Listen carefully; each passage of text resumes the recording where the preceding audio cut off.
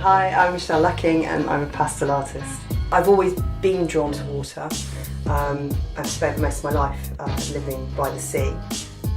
So when I started drawing, it was natural for me to draw what I love, which is seascapes.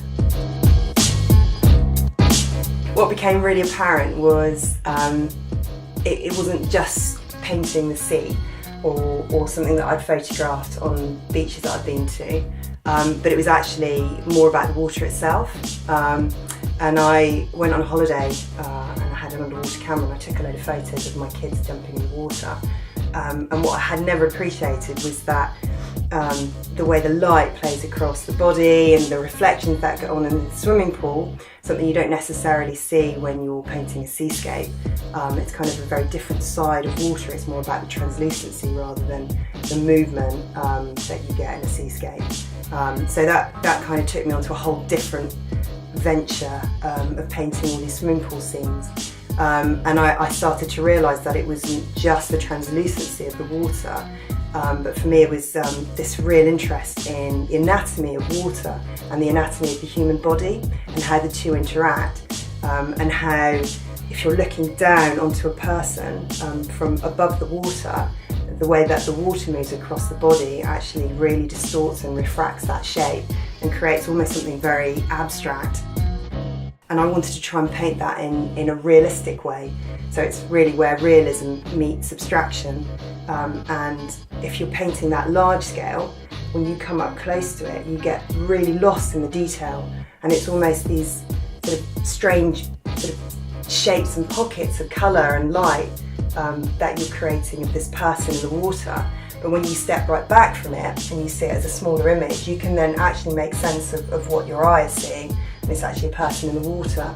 And it's a very technically challenging thing to do, which I think was part of the journey as well, was to try and push myself and see if that was something that I could actually capture on paper.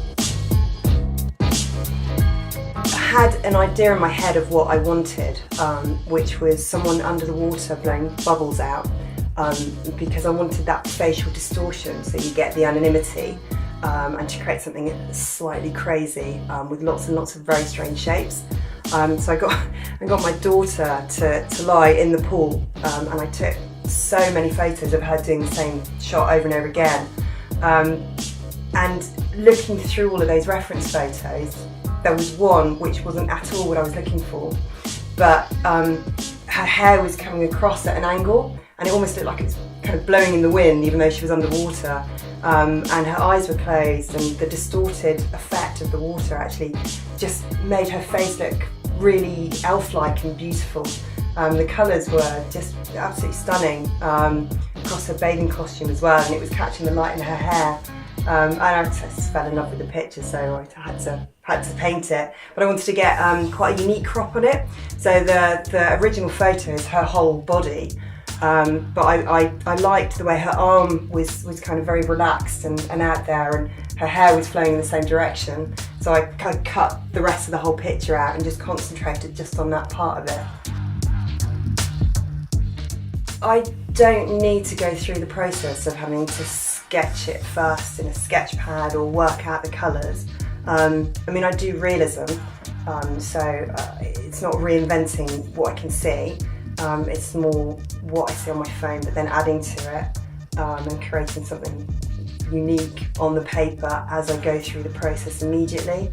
And the reason I work from my phone rather than printing it off or is the backlighting actually just does wonders to the image, and I can zoom straight in, and it's easy just to hold it there and have it and then have my picture there.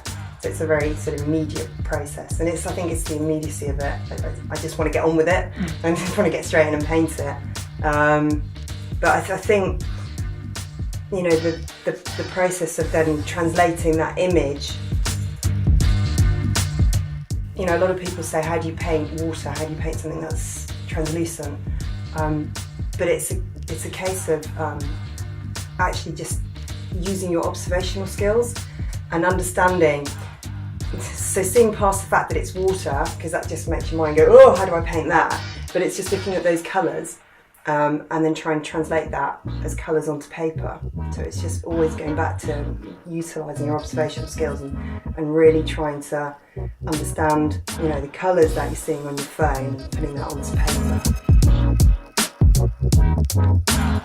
From a material perspective, I use something called UR paper, which would surprise most people to understand that it's actually sanded paper. So it's very similar to just actual sandpaper. It's pastel specific, but it's because it's got the sanded surface, it holds lots and lots of layers of pastel.